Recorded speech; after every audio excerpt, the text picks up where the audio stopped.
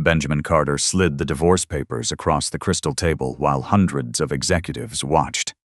Then he placed a hand on Victoria Sinclair's back and introduced her as the woman who truly belonged beside him. He expected Olivia Bennet to cry, beg, or quietly disappear. Instead, she looked at the papers and asked one calm question. "Are you certain?" Benjamin smiled. He had no idea his supposedly dependent wife held authority over the company that had made him powerful. Welcome to today's story. If you enjoy emotional drama and shocking twists, don't forget to like this video and subscribe for more unforgettable stories. And before we begin, let me know where you're watching from in the comments.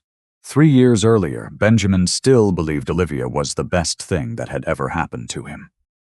They lived in a modest brick townhouse outside Chicago, far from the glass towers where Benjamin spent most of his working life. The place was comfortable but unremarkable. Olivia had chosen nearly everything inside it, from the simple oak dining table to the framed black and white photographs in the hallway. Benjamin used to love that about her. She never cared about designer labels or expensive restaurants. She drove a 6-year-old sedan, wore understated clothes, and treated waiters with the same respect she showed senior executives. When Benjamin had struggled through the early years of his career, Olivia had stayed beside him without complaint. Back then, he called her grounded. Later, he would call her ordinary. Olivia had never corrected his assumptions about her family. She told him her father had worked in private investments and that most of her relatives valued privacy. Both statements were true. They simply concealed more than they revealed. Her father had spent decades building a financial empire through holding companies, trusts, and long-term ownership stakes. His name rarely appeared in business magazines, but the institutions he controlled influenced shipping, technology, energy, and insurance across several continents. Olivia had grown up surrounded by that world. She understood corporate structures, debt markets, and board politics better than most executives twice her age. But after watching people change the moment they learned her family name, she had made a decision. She wanted one relationship that was not built on access. Benjamin had met her while he was still a junior analyst at Halcyon Global, a large industrial technology company. He had been ambitious but not cruel. He had admired Olivia's calmness and believed she came from a comfortable but unimportant background. She had allowed him to believe it. There had also been legal reasons for her silence. Olivia's beneficial interest in the family trust was protected by strict confidentiality provisions.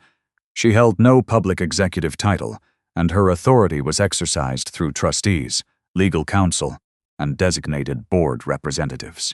Revealing herself casually would not only expose her private life, it could affect negotiations, shareholder confidence, and several pending transactions.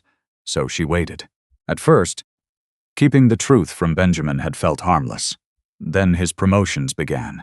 The first came after a difficult restructuring. Benjamin was talented, but a senior committee had nearly passed him over because of concerns about his judgment. Olivia had never ordered anyone to promote him. She would not interfere that directly. Still, when a trustee asked whether Benjamin deserved another chance, she had answered honestly. "He works hard," she had said. Judge him by his performance. That quiet recommendation had kept his name alive. Benjamin never knew. Each promotion brought a larger salary, a better office, and a new circle of people, who measured worth by titles and invitations. He began staying later at work. He bought tailored suits without discussing the cost. He corrected Olivia's table manners even though hers were better than his. Then he started leaving her out. "The senior team will be there," he told her before one company dinner. Olivia looked up from the report she was reading. Spouses were invited last year. This year is different. How? Benjamin adjusted his cufflinks. "These people are important, Olivia. I need to focus." The words were not openly cruel, but the meaning was clear. He believed she did not belong in the room. Olivia closed the report. She did not tell him she had already reviewed confidential projections related to the very acquisition he hoped to discuss that evening. She simply said, "I understand." A week later, she received a call while Benjamin was in the shower. "Ms. Bennet," said Margaret Cole, "a senior board member, the committee needs your approval before Friday." Olivia moved toward the window and lowered her voice. Send the revised documents through counsel. I'll review them tonight. Benjamin entered the room as she ended the call. Who was that? A business matter. He laughed softly.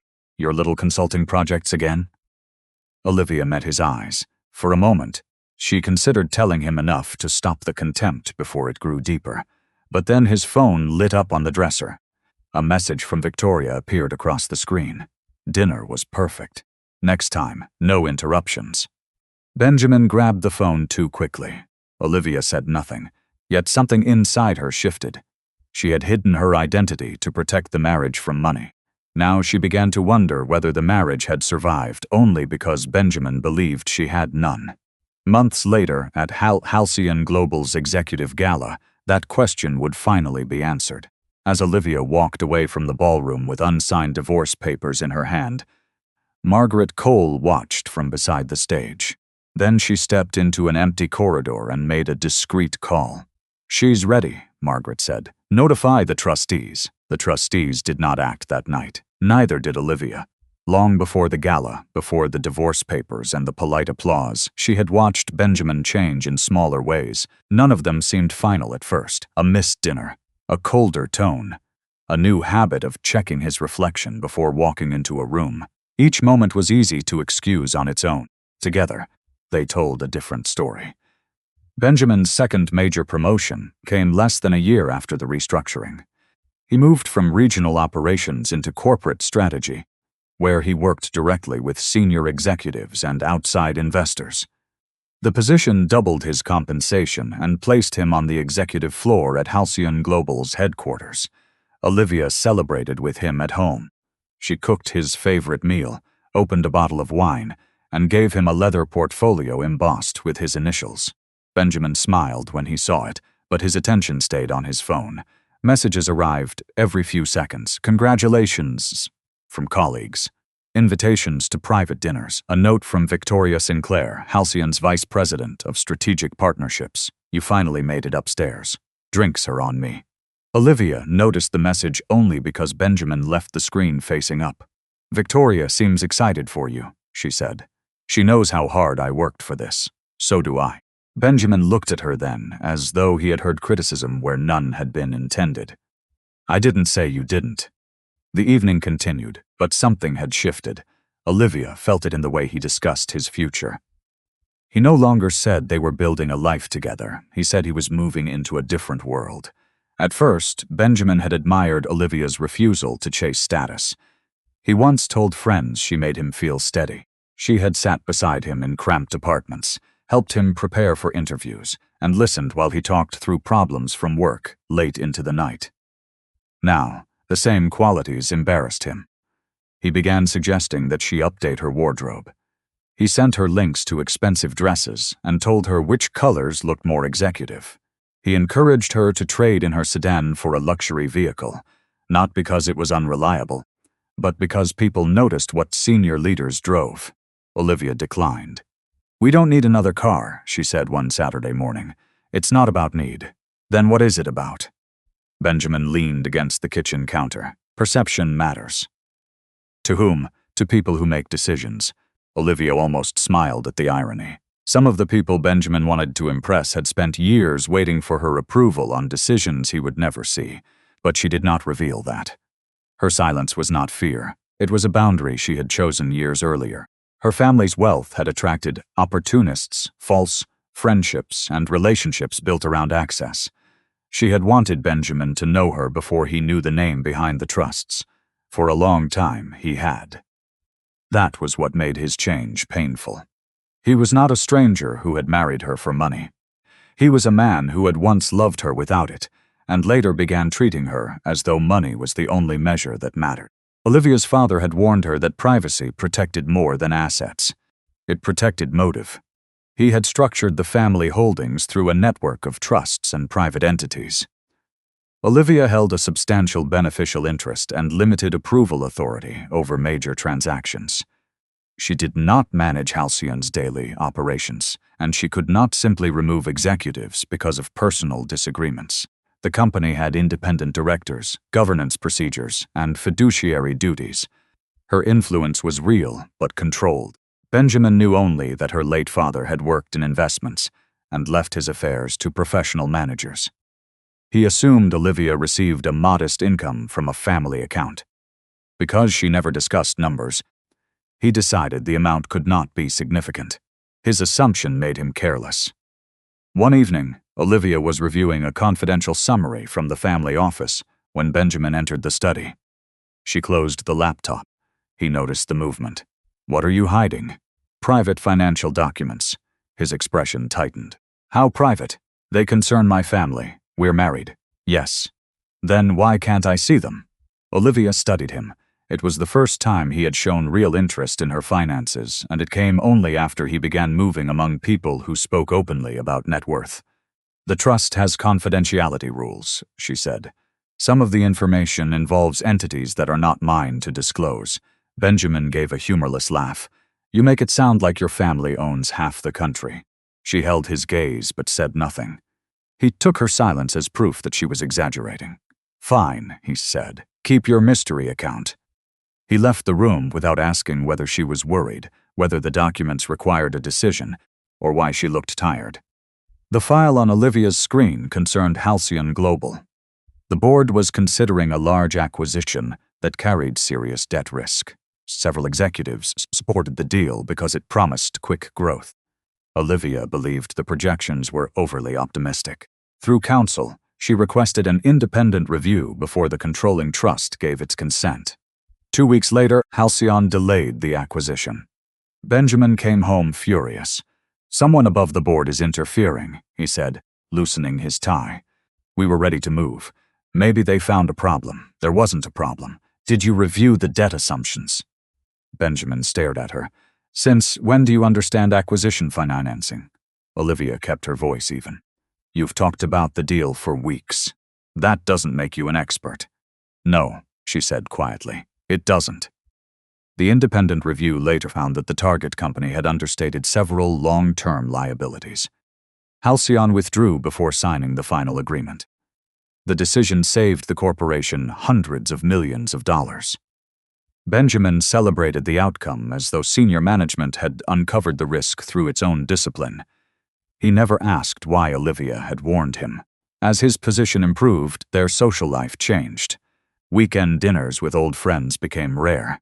Benjamin preferred private clubs, industry receptions, and invitation-only events where everyone compared titles without appearing to do so.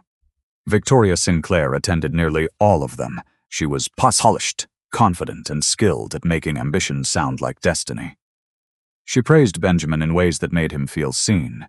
When he complained that Olivia did not understand the demands of executive life, Victoria did not challenge him. She agreed. "You need a partner who can move through these rooms with you," she told him after one reception. Benjamin did not tell Olivia about the conversation. He only came home and criticized the plain black dress she had worn. "You looked uncomfortable tonight," he said. "I wasn't uncomfortable. Then you looked bored." "I listened most of the evening. That's the problem. You never try to connect." Olivia had connected with more people in that ballroom than Benjamin realized. A retired director had quietly greeted her near the terrace. Halcyon's general counsel had asked whether she had received the revised governance report. Both men had addressed her with a degree of respect Benjamin had failed to notice. He had been too busy watching Victoria. The distance between them widened over the following months. Benjamin stopped decisions with Olivia. He informed her after plans had already been made. He controlled their shared social calendar and acted irritated whenever she declined an event. Olivia began protecting herself in small, deliberate ways. She moved copies of her personal records to the family attorney's secure office. She changed the password on the laptop she used for trust matters. She kept notes of financial conversations with Benjamin, not because she had decided to leave, but because she no longer trusted the direction of their marriage. Still, she remained. Part of her remembered the man who once drove through a snowstorm to bring her medicine when she was sick. Part of her believed success had only confused him, and that he might eventually recognize what he was becoming. Then, on a Thursday evening, Benjamin's phone vibrated while he was changing for dinner. Victoria had sent him an invitation to a private weekend retreat at a resort in Wisconsin. The message described it as a strategy session for selected executives. At the bottom, she added one more line. "Come alone. We'll finally have time without your wife watching us." Benjamin read the message twice. Then he deleted it, turned to Olivia, and said the company needed him out of town. Benjamin did not mention the retreat again that night. He packed a small suitcase the next morning, spoke about meetings and investor alignment, and left before sunrise. Olivia stood in the doorway as he walked to the car. He did not kiss her goodbye. The silence after he left felt different.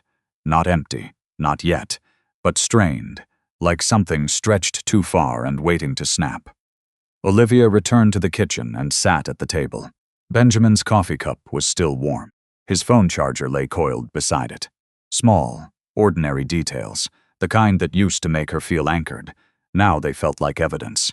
She did not check his messages. She did not need to. The invitation had already told her enough. What unsettled her was not the affair itself.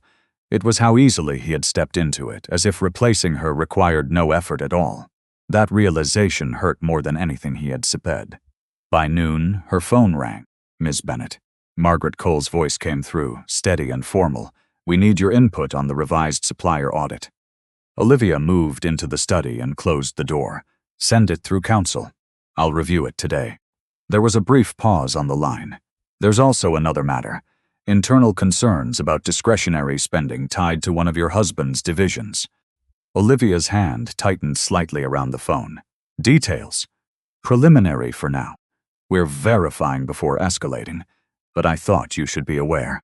You did the right thing." She ended the call and stood still for a moment. The room felt smaller than it had minutes earlier. Then she opened her laptop. The file that appeared was marked confidential, routed through the family office. Expense reports, travel logs, vendor invoices. Most were routine, some were not. Several entries matched states Benjamin had claimed to be traveling for work. The locations matched Victoria's calendar. Olivia did not react outwardly. She simply read. There were no explicit statements.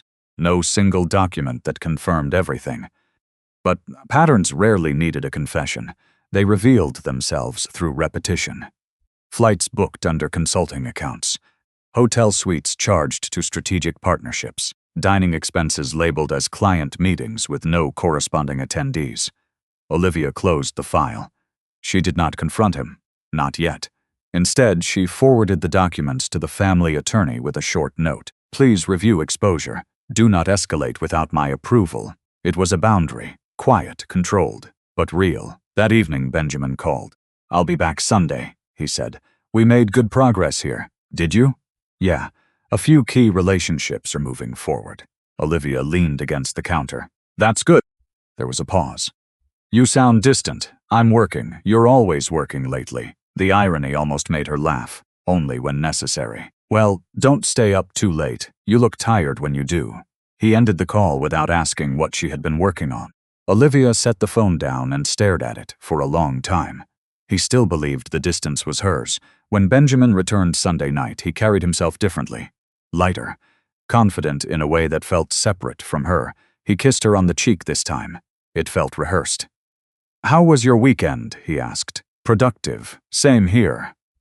He loosened his tie and walked past her into the living room. "You should seen the place. Private lake, incredible views. The kind of environment where real decisions happen. Were there many people? Enough. Victoria was there. It was not a question." Benjamin stopped walking. For a fraction of a second, something flickered across his face. Then it disappeared. "She's part of the team." Olivia stepped closer. "Is she part of our marriage?" The room went quiet. Benjamin let out a short breath. "Don't do this. I'm asking a simple question.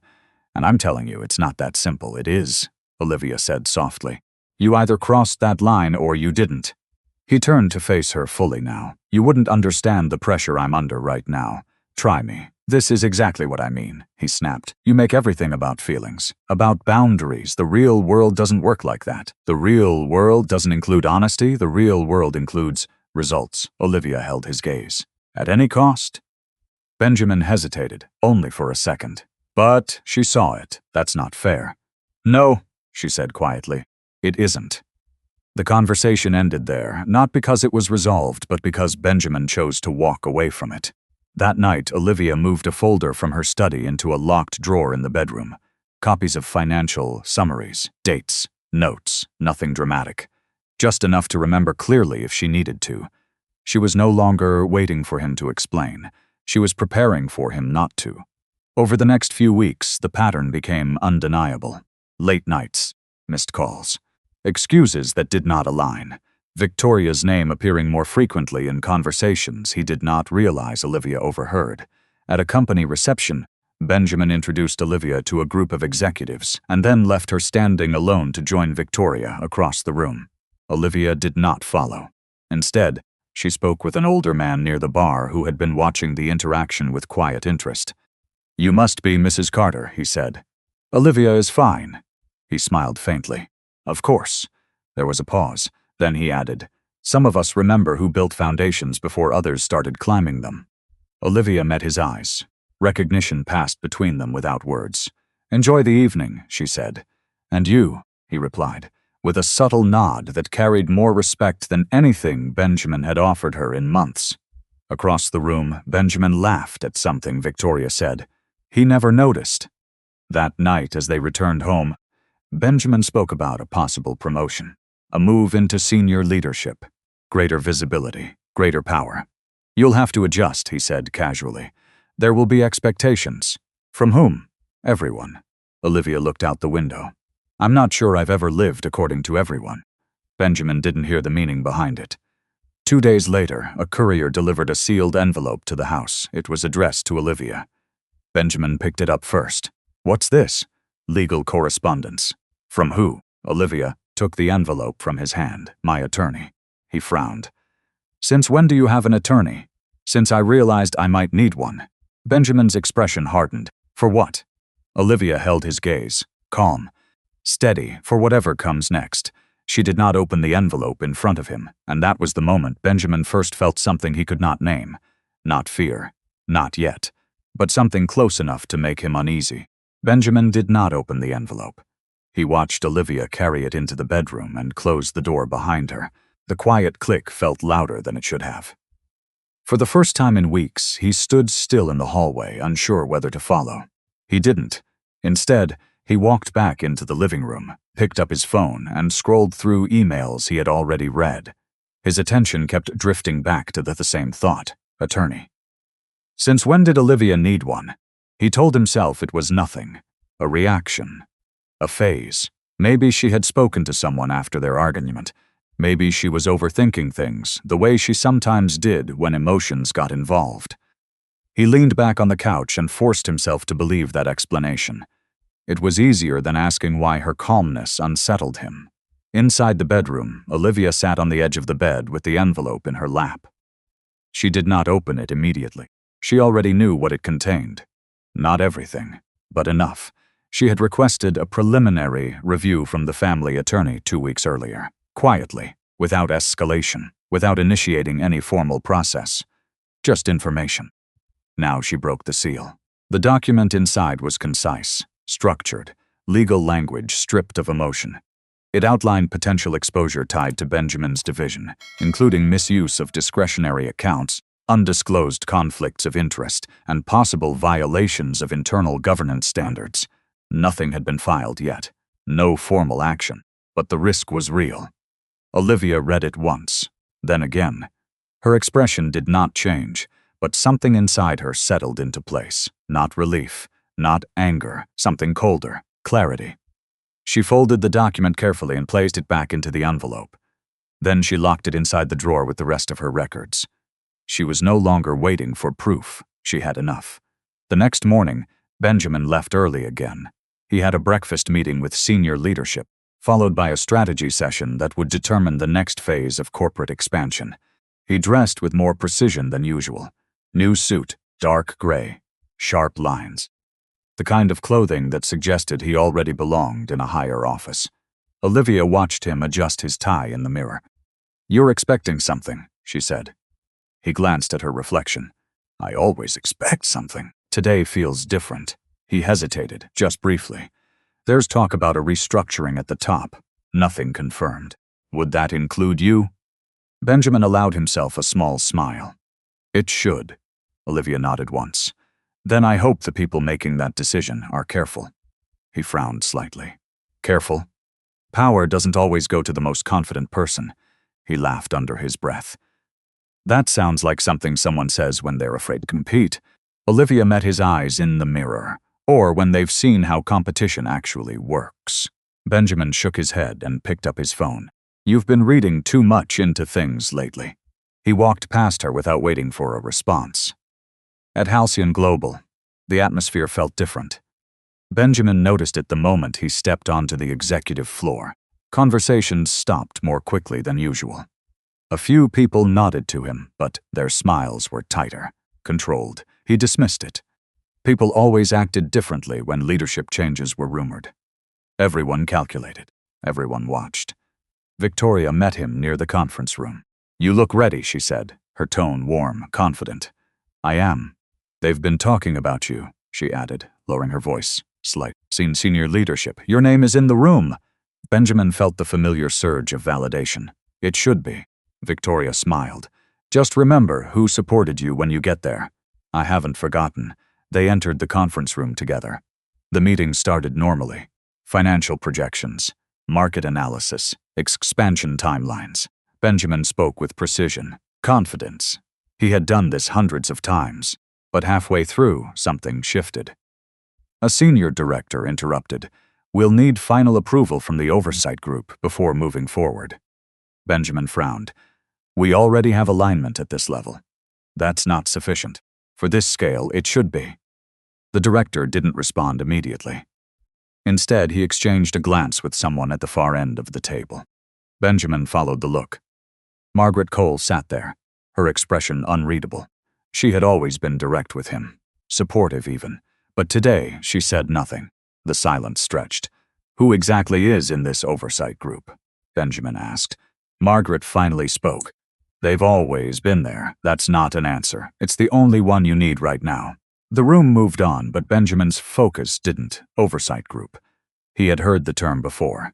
In passing, in documents he didn't fully review because they didn't seem relevant to his role. Now they did. After the meeting, he caught up with Margaret in the hallway. What was that about? He asked. She stopped walking and looked at him directly. You're asking the wrong question. Then give me the right one. Margaret held his gaze for a moment longer than necessary. You should be asking who has been approving your progress this entire time. Benjamin's jaw tightened. I earned my position. I didn't say you didn't. Then what are you saying? Margaret stepped closer, lowering her voice. Be careful what assumptions you build your career on. She walked away before he could respond. That afternoon, Benjamin returned to his office and closed the door. For the first time in months, he pulled up internal governance documents he had ignored before. Ownership structures, approval layers, trust oversight. The information was dense, technical, designed for people who understood how power moved behind the surface. Benjamin scrolled faster than he should have. He was looking for something specific. He didn't know what. At home, Olivia stood in the study, her phone pressed to her ear. Yes, she said quietly. Proceed with verification. There was a pause. No, she added. Not yet. I want everything documented before anything moves forward. She ended the call and set the phone down. Then she opened her laptop and accessed a secure file she had not touched in months. A list appeared. Names, entities, voting rights. Her name sat near the top. She stared at it for a long moment. Then she closed the file. Downstairs, her phone buzzed again. A new message. From an unknown number. Emergency board session requested. Attendance required. 48 hours. Olivia read it once. And this time, she did not hesitate. Olivia did not respond to the message immediately. She read it once more, then locked her phone and placed it face down on the desk. 48 hours. That was not a routine meeting. Not a quarterly update, not a courtesy discussion. Emergency sessions meant one thing. Something had already moved behind the scenes. Downstairs, Benjamin paced near the kitchen island, his phone pressed to his ear. His voice carried through the house, sharp and impatient. I don't care what the delay is, he said. We were supposed to have alignment by now. He listened, jaw tightening. No, that's not how this works. If the board wants to question strategy, they can do it directly, not through some vague oversight channel. He ended the call and dropped the phone onto the counter harder than necessary. Olivia stepped into the room a moment later. "Rough morning?" she asked. Benjamin exhaled slowly. "They are stalling again." "Who is?" "The board. Or whoever is hiding behind them." Olivia poured herself a glass of water. "You sound like you think someone is blocking you." "I don't think. I know." He ran a hand through his hair. "Every time we move forward, something gets flagged, delayed, reviewed. It's like someone doesn't want me stepping into the next role." Olivia took a sip. "Maybe they want to be sure." "Of what?" "That you're ready." Benjamin gave a short laugh. "I've proven I'm ready." "To you," she said quietly. He turned to her. "What is that supposed to mean?" "It means the people making that decision may have a different standard." Benjamin stared at her for a moment, something uneasy flickering behind his irritation. "You've been doing that a lot lately," he said. "Doing what?" "Talking like you know how this works." Olivia met his gaze. "I've been listening." "That's not the same thing." "No," she said, "it isn't." The silence stretched between them again. It felt heavier now, less avoidable. Benjamin looked away first. "I have another meeting." He grabbed his jacket and left without another word. Olivia stood alone in the kitchen, the glass still in her hand. He was getting closer, not to the truth, but to the edge of it, at Halskun Global. The tension had shifted from subtle to visible. By midday, rumors had spread across the executive floor core. Something was happening at the top. No one knew exactly what, but everyone felt it. Benjamin noticed how quickly conversations stopped when he entered a room. He noticed the emails that no longer included him in early drafts. He noticed Victoria watching him more carefully than before. They met in her office just before lunch. "This isn't normal," he said, closing the door behind him. Victoria leaned back in her chair. "Transitions are never clean. This isn't a transition. It's interference." "From who?" "That's what I'm trying to figure out." Victoria studied him for a moment. "You're assuming this is about you." Benjamin frowned. "It is about me, maybe," she said, "or maybe it's about something bigger." He shook his head. "Everything at this level is about power. And right now, someone is trying to control mine." Victoria stood and walked toward him, placing a hand lightly on his arm. "Then take it back." "How?" "Stop waiting for approval." Benjamin looked at her. "You think I should push forward anyway?" "I think you've spent too long proving yourself to people who don't deserve the control they're holding." Her words landed exactly where she intended. Benjamin nodded slowly. "You're right." He didn't notice how quickly she stepped back afterward. That afternoon, he made a decision. He instructed his team to proceed with preliminary steps on the expansion initiative, even without final clearance. Nothing irreversible, but enough to show momentum, enough to force a response. When Margaret Cole received the update, she did not call him. She sent a message, brief, controlled. All discretionary actions are to be paused pending board review. Benjamin read it twice, his jaw tightening. Then he ignored it. At home, Olivia received a different kind of message. The family attorney called directly this time. "We've confirmed the scope," he said. "There are enough irregularities to trigger formal review if escalated." Olivia sat at the desk, her posture straight. "And if it is escalated, it will move beyond internal governance, potential external implications." She closed her eyes briefly. "And the board session? It's already in motion. They're preparing to verify controlling authority before proceeding." Olivia opened her eyes again. "Good." There was a pause. "You understand what this means," the attorney added. "Yes, if you attend, it changes everything." Olivia looked at the closed laptop in front of her. "I'm aware." She ended the call and remained still for several seconds. Then she reached for the drawer, unlocked it, and removed the envelope Benjamin had seen the night before. She added the new notes inside, everything documented, everything aligned. She was no longer reacting, she was preparing. That evening, Benjamin returned home later than usual. His energy was sharper, restless. "They tried to shut me down today," he said, tossing his keys onto the table. Olivia looked up from her seat. "And did they?" He smirked slightly. "Not yet." She studied him. "You're pushing against something you don't understand." "I understand enough." "Do you?" Benjamin stepped closer. "You think I'm making a mistake. I think you're assuming control where it hasn't been given. I don't need it given."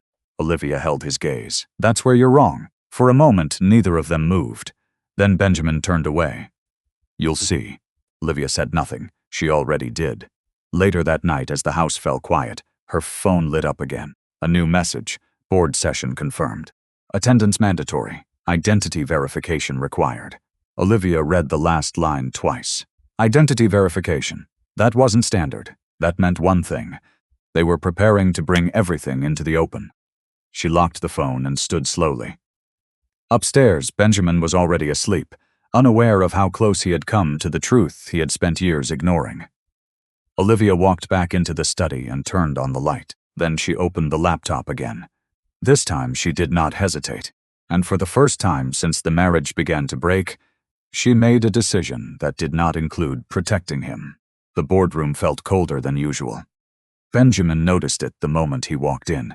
The temperature hadn't changed, but the atmosphere had. Conversations were quieter. Movements were sharper. Even the way people sat carried a kind of restraint he hadn't seen before. This wasn't a routine meeting.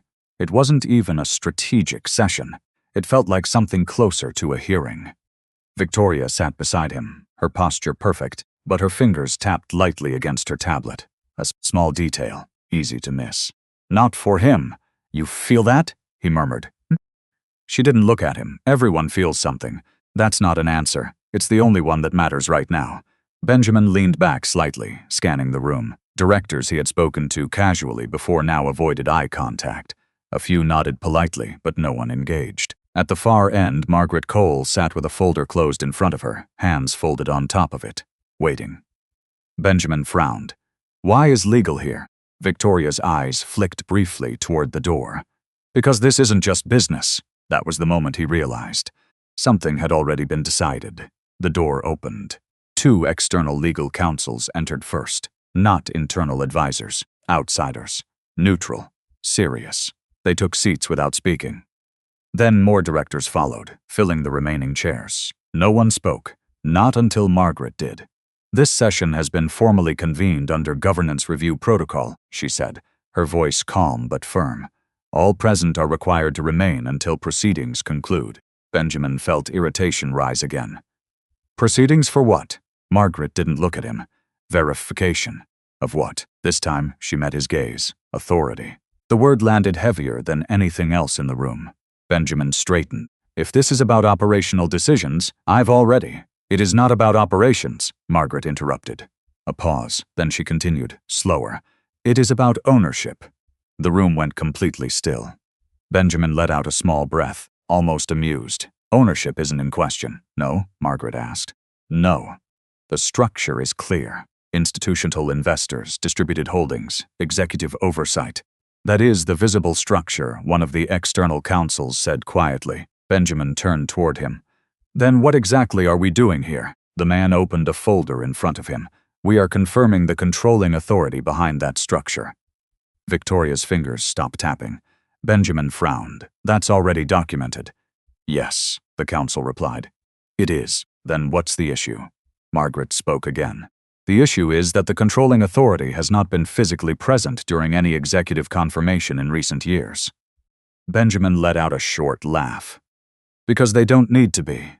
They do now. Silence followed. Benjamin leaned forward slightly. Why? Margaret held his gaze. Because of recent actions that require direct verification before further advancement is approved. Benjamin's jaw tightened. You mean my advancement? We mean any advancement, she corrected. He felt something shift under his confidence. Not collapse. Not yet. But crack. That still doesn't explain why this is happening now. The external counsel turned a page. A formal request was filed. By who?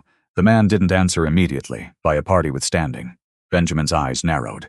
Which is? Margaret closed her folder slowly. The controlling family trust. The words didn't make sense at first. Not fully. Benjamin blinked. That trust hasn't been active in years. That is incorrect, the counsel said. Benjamin shook his head. No, it's not.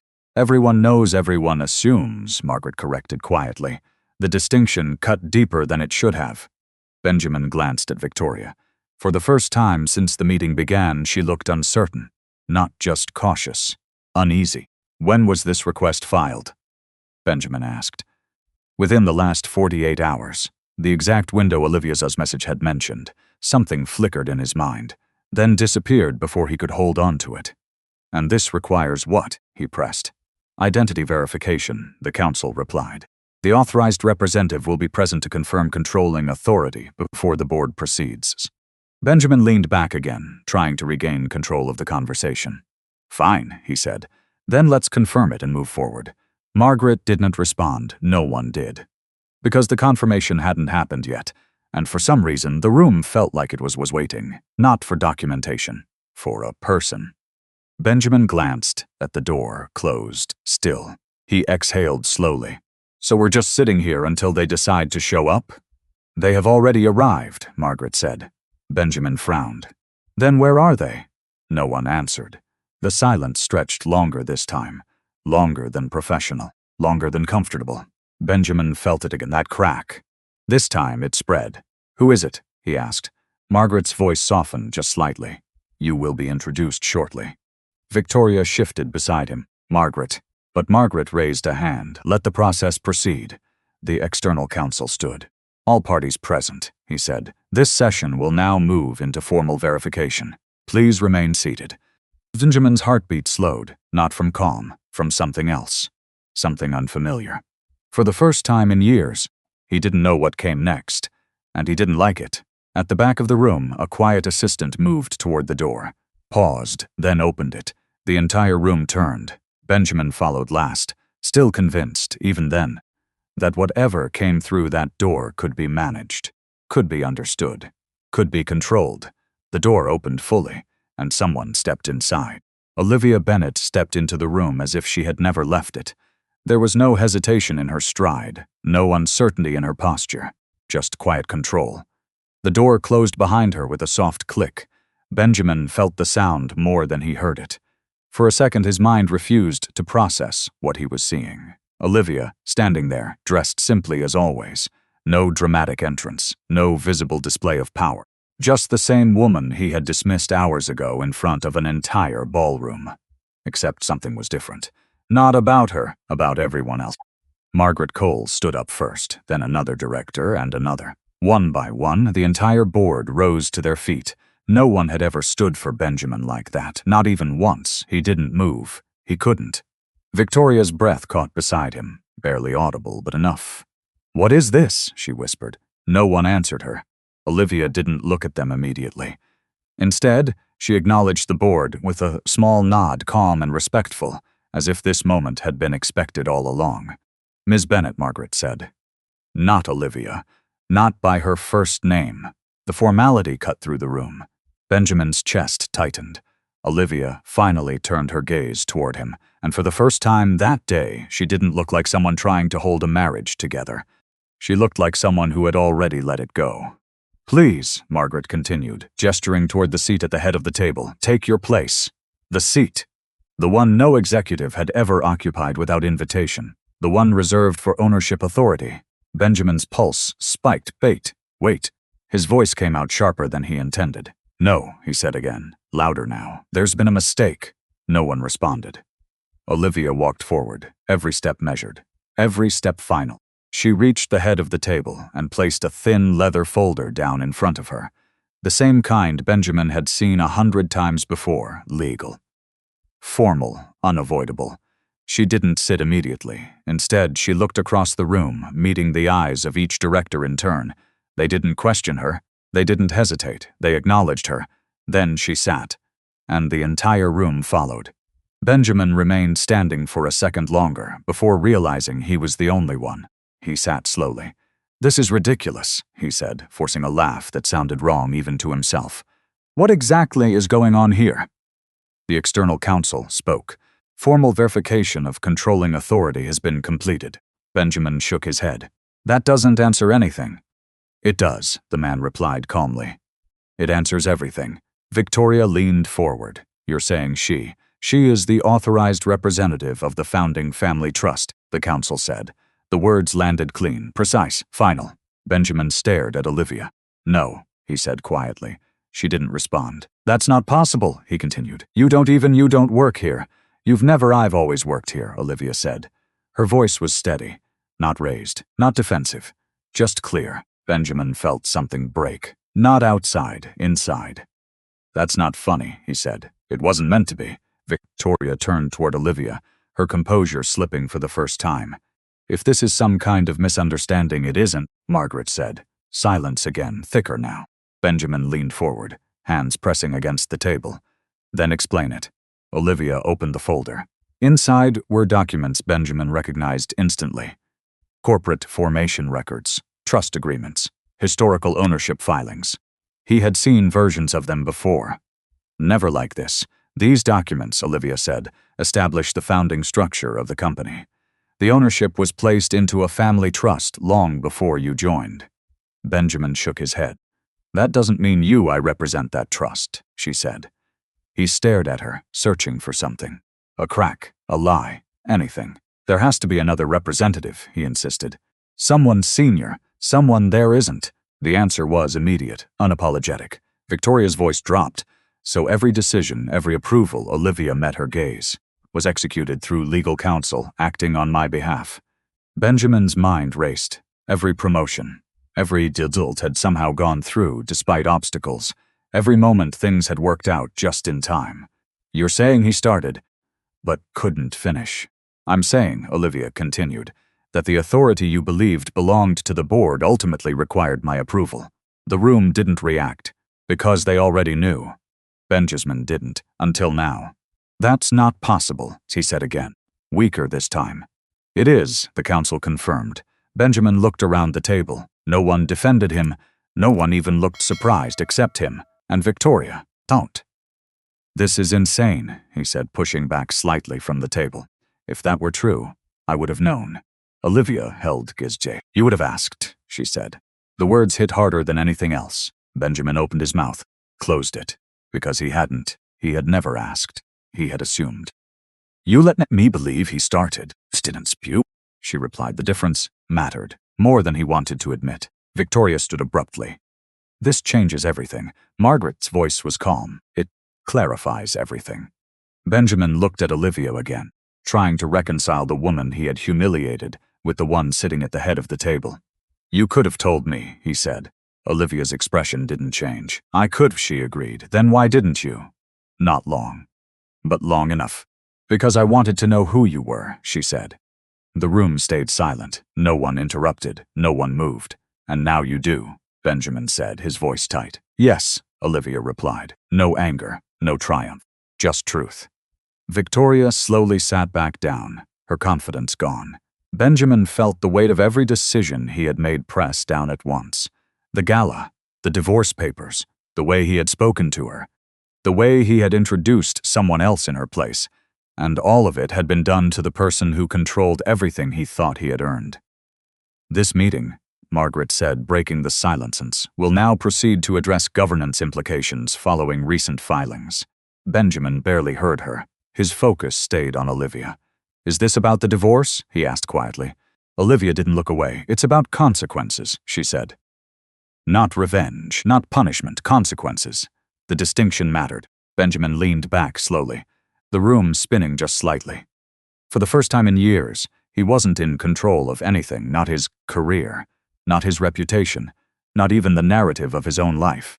And across from him sat the woman he had thrown away, not as his wife, but as his equal. No, as something far beyond that. Margaret slid another document across the table. This requires your acknowledgement, she said. Benjamin didn't reach for it. He couldn't, because he already knew. Whatever came next, he had no power to stop it. Benjamin didn't touch the document in front of him. He couldn't. His eyes stayed on Olivia, as if looking away would make this real in a way he wasn't ready to accept. Around them, the board had already shifted into motion. Papers were opened. Quiet conversations resumed. Legal counsel exchanged notes with Margaret. The room had moved on. He hadn't. What does this mean? He asked, his voice lower now. Not demanding. Asking. Olivia closed the folder in front of her with calm precision. It means governance review will proceed. That's not what I meant. I know. A brief silence passed between them, heavier than anything spoken before. Benjamin forced himself to focus. Are you going to remove me? There it was, the question he had avoided since the moment she walked in. Olivia didn't answer immediately. She glanced at the external counsel instead. What has been recommended? The man adjusted his glasses slightly. Given the circumstances, an independent ethics review is required before any executive confirmation or promotion can proceed. Victoria stiffened beside him. That's standard procedure. It is, the counsel agreed. However, in this case, the review scope has been expanded. Benjamin's jaw tightened. Expanded to what? Margaret spoke this time. Workplace conduct, conflict of interest, reputational risk. Each phrase landed like a measured strike. Benjamin shook his head. This is because of the divorce. No, Olivia said quietly. It's because of your choices. The distinction was sharp and unavoidable. Victoria leaned forward again, her voice controlled but urgent. If this becomes formal, it could damage the company's image. We should manage this internally.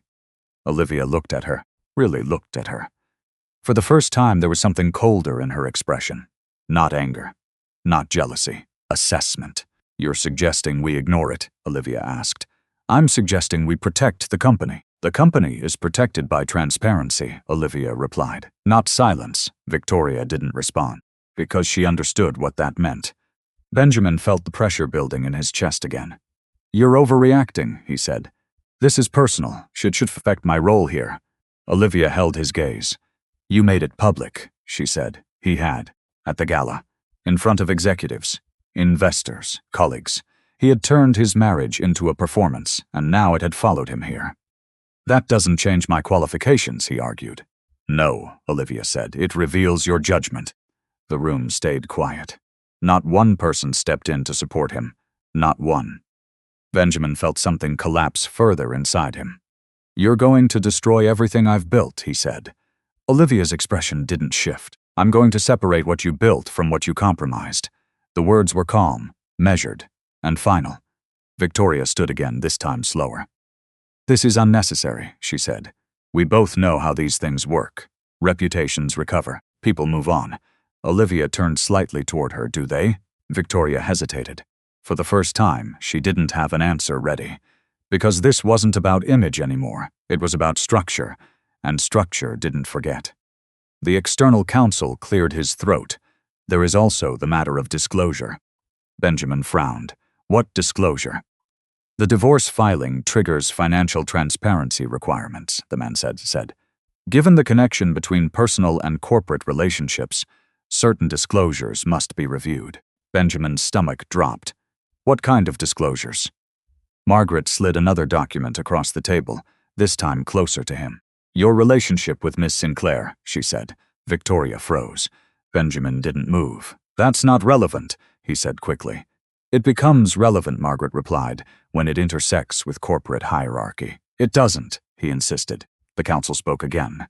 That determination will be made during the review. Benjamin felt the walls closing in. This is ridiculous, he said. You're turning a private matter into a corporate issue. No, Olivia said softly. You did that. Another silence. This one heavier than before. Benjamin looked down at the document in front of him. He didn't need to open it to know what it contained. Dates, events, connections, everything he had assumed no one would question. Everything he had assumed didn't matter. Now it did. Victoria sat slowly, her earlier confidence gone completely. We can manage this, she whispered, more to herself than to him, but it sounded hollow because she no longer knew how. Benjamin finally reached for the document. His hand hesitated for a fraction of a second.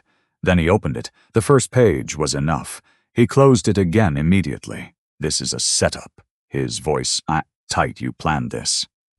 Olivia didn't react. You waited, he continued. You let everything happen, and then I didn't make your decisions, she said.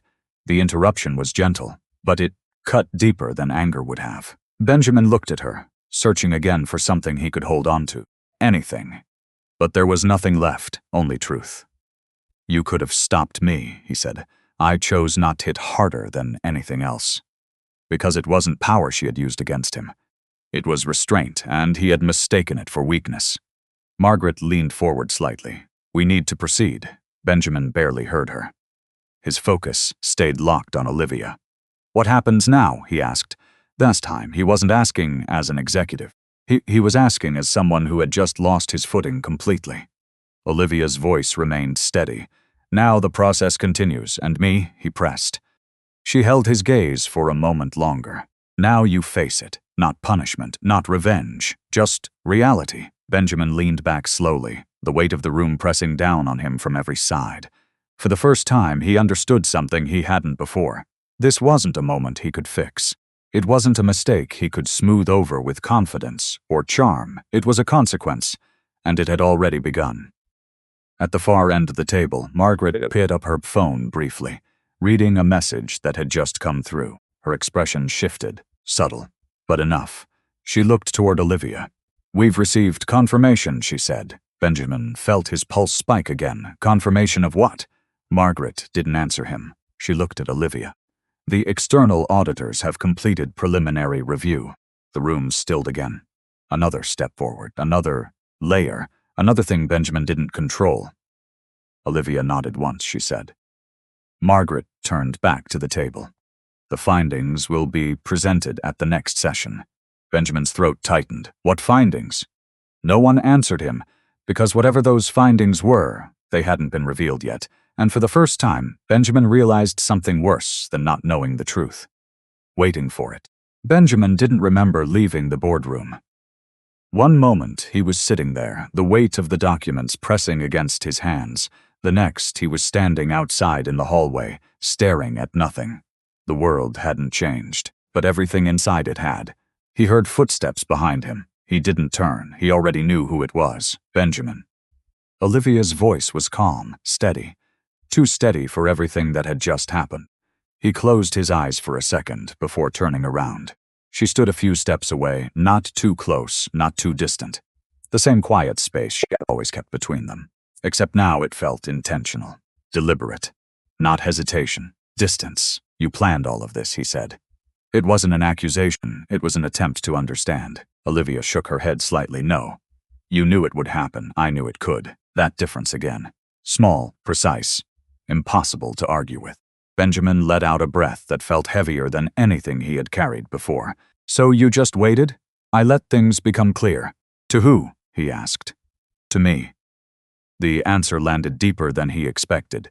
Because she wasn't talking about the company, she was talking about him. Benjamin looked away for a moment, running a hand through his hair. "You could have told me who you were. Any time. At any point. I could have." "Then why didn't you?" Olivia didn't answer immediately. When she did, her voice was softer. "Because I needed to know if you would still respect me without it." Benjamin felt something tighten in his chest. "I did respect you," he said quickly. She met his eyes. "No," she said. "Not harsh, not loud. But absolute. You respected what you thought I lacked," she continued. "You respected the idea that I depended on you." Benjamin opened his mouth, closed it again, because he couldn't deny it. "Not anymore. I gave you everything," he said, his voice dropping. "I built a life for us." Olivia nodded slightly. "You built a life for yourself." They were accurate, and that made them worse. "You think I didn't care?" he asked. I think you stopped seeing me." Silence followed, not the kind that filled space, the kind that exposed it. Benjamin leaned back against the wall, the cold surface grounding him just enough to stay present. "You let me humiliate you," he said after a moment. "I didn't let you," Olivia replied. "You stood there. I chose not to stop you." Another distinction. Another truth he couldn't escape. "Why?" he asked. This time there was no defense left in his voice, only confusion, only something close to regret. Olivia looked at him for a long second before answering. "Because if I had stopped you," she said quietly, "you would have blamed me for it." Benjamin's breath caught. "And if I had revealed everything sooner," she continued, "you would have said I was trying to control you." She wasn't guessing. She knew, because he had already done both. In smaller ways, over time. "I wanted to see what you would choose," she said. Benjamin let out a bitter laugh. "And I failed." Olivia didn't respond, because she didn't need to. The truth was already there, between them, clear. Benjamin straightened slowly, forcing himself to meet her eyes again. "Is there anything I can do?" The question felt strange coming from him, unfamiliar, but real. Olivia considered it, not as his wife, as herself. "You can go through the process," she said. "That's it? That's what's required." Benjamin shook his head. "I mean us." The word hung there, fragile, late. Olivia's expression softened just slightly. Not enough to give him hope, but enough to show she wasn't untouched by it. "There is no us right now," she said. The sentence wasn't cold. It was honest. Benjamin swallowed, the weight of it settling in. "Because of what I did." Yes, no hesitation, no attempt to soften it. He nodded slowly. For the first time, he didn't argue. Didn't defend, didn't justify, just accepted it. "I didn't think," he started, then stopped, because what he hadn't thought didn't matter anymore. Olivia watched him quietly, not with anger, not with satisfaction, just with clarity. "You didn't think it would cost you anything," she said. Benjamin exhaled, the truth of that settling deeper than anything else. He hadn't. He had believed he could replace her, upgrade his life, move forward without consequence. And now everything was unraveling. Not because she was taking it from him, but because he had never truly owned it. A vibration broke the silence. Olivia glanced down at her phone. A message, brief, expected. She read it, then looked back up at him. "The auditors have scheduled the next session," she said. Benjamin felt the tension return instantly. "When?" "Tomorrow morning." "That fast?" "Too fast." "What are they reviewing?" he asked. Olivia held his gaze. "Everything connected to your position." Benjamin's pulse spiked. "That includes," yes. He didn't need her to finish. "His work, his decisions, his relationship with Victoria." Everything he had assumed was untouchable, now under scrutiny. "This is going to destroy my career," he said. Olivia didn't look away. "That depends on what they find, not a threat, a reality." Benjamin ran a hand over his face, exhaustion finally catching up to him. "I never thought," he murmured. "I know." That was all she said. No comfort, no judgment, just acknowledgement. Benjamin looked at her again, really looked this time. Not as the quiet woman he had dismissed, not as his wife, but as someone he had never taken the time to understand. "You were protecting me," he said slowly. Olivia paused. "From what?" he added. "From yourself," she answered. The words landed quietly, but they carried everything. Benjamin felt something shift again, not breaking this time, settling. Understanding. "Too late. Is there anything else I should know?" he asked. Olivia glanced at her phone again, then back at him. "There is one more thing," she said. His chest tightened. "What?" She held his gaze for a second longer, then spoke. "The review isn't just about your conduct." Benjamin frowned. "Then what else?" Olivia didn't answer immediately, and in that pause he felt it. Something worse than everything before. "The auditors," she said finally, "requested access to historical approvals tied to your promotions." Benjamin's mind raced. "That's standard, it is," she agreed. "But in this case, they're questioning how those approvals were granted." The hallway seemed to narrow around him. "What does that mean?" he asked, his voice tight. Olivia didn't soften the answer. "It means they're asking whether you earned them." Silence fell again. Heavy, unavoidable. And for the first time since the boardroom, Benjamin realized something far more dangerous than losing his position. The possibility that everything he believed he deserved was about to be taken apart. Piece by piece. Benjamin stood at the back of the conference room, no longer at the head of the table, no longer the man people instinctively turned toward when decisions were made. Now he listened, and for the first time in years he actually heard what others were saying. The investigation had ended weeks ago. No dramatic collapse, no public disgrace, just a quiet report circulated among senior leadership and the board, documenting patterns. Favoritism, questionable judgment, a failure to disclose a personal relationship that had influenced internal decisions. Nothing illegal, but enough to remove him from executive consideration. Enough to ensure that everything he built from that position forward would have to come without shortcuts, without protection, without the invisible hand that had once cleared his path. He had expected anger when the results came out. Instead, there was only silence, professional, measured, final. Across the city, in a building he had once entered with unquestioned authority, Olivia walked into a different kind of meeting. Not as a secret, not as a silent presence, but as the confirmed representative of the founding trust. The room didn't react with surprise anymore. That moment had passed. Now, they responded with something quieter. Respect, not because of her title, but because of what she had done with it. The policies she introduced were simple. Transparent promotion criteria, independent oversight on executive decisions, Mandatory disclosure rules that left no space for hidden conflicts. No one said it directly, but everyone understood what had shaped those changes. Not revenge, correction. Olivia didn't remove people out of spite. She didn't rewrite the company to punish Benjamin. She rebuilt it so no one else could make the same mistakes he had, or be protected the way he had been. In the months that followed, her presence became normal, not distant, not intimidating, steady. She listened more than she spoke, asked questions that forced clarity, made decisions that felt measured rather than dramatic, and slowly the company shifted. People noticed. Not loudly, but consistently. Former colleagues who had once overlooked her now paused when she entered a room. They listened when she spoke. They adjusted when she made a decision. Not out of fear, out of recognition. Benjamin heard about it in fragments, conversations he wasn't part of anymore, reports he only saw from the outside. He didn't resent it. That surprised him the most. He had expected bitterness. Instead, there was something else. Understanding. The kind that arrived too late to change anything, but early enough to matter. He found work again, eventually. Not at the same level, not with the same influence, but real. Earned. Every meeting required preparation. Every decision required justification. Every step forward came without assumption. At first, it felt like a fall.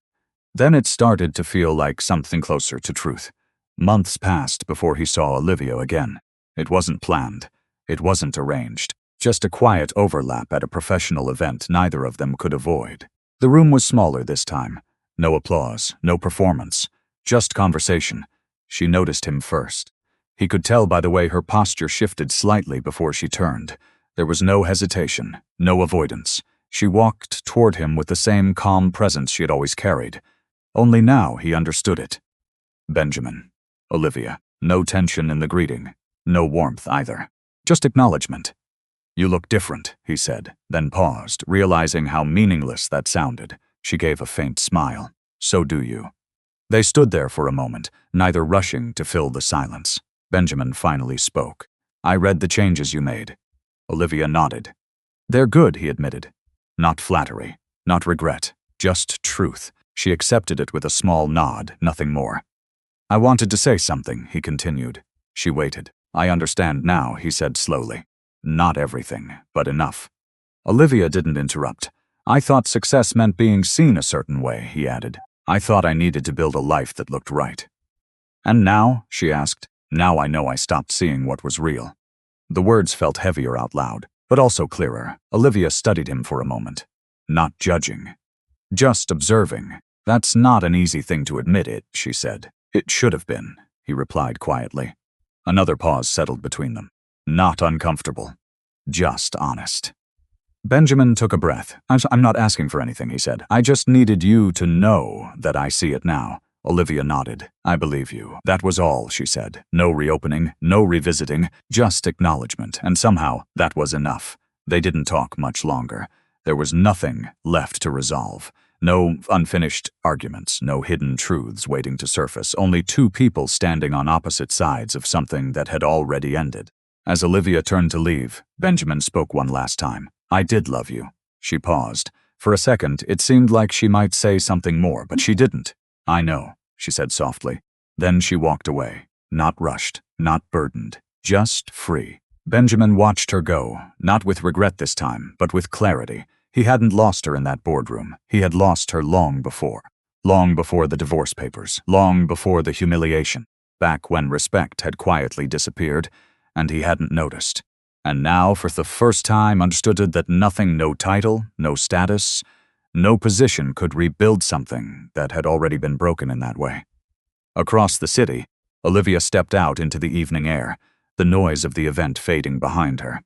For years, she had carried something invisible, expectations, secrets, the weight of proving that she could be loved without them. Now, she didn't need to prove anything. Not to Benjamin. Not to anyone. She had her name, her decisions, her life, and for the first time, they all belonged to her completely. She didn't look back, not because she was running, but because she no longer needed to. If this story stayed with you, share your thoughts about the moment everything truly changed, and what respect really means when no one is watching.